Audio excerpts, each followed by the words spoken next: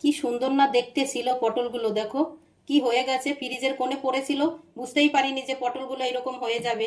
এত সুন্দর পটলগুলো, 100 টাকা কিলো পটল নষ্ট করব? চলো আজকে একটা রেসিপি তৈরি করে নেই, দারুণ খেতে হবে। গ্যাস জ্বালিয়ে পটলগুলো দিয়ে দিচ্ছি, এবার সব পুড়িয়ে নেব। পটল পোড়া ভর্তা। এই যে পটলগুলো পুড়িয়ে নিয়েছি, আর এই যে বোটাগুলো বাদ দিয়েছি, দেখো পুরো নরম হয়ে গেছে।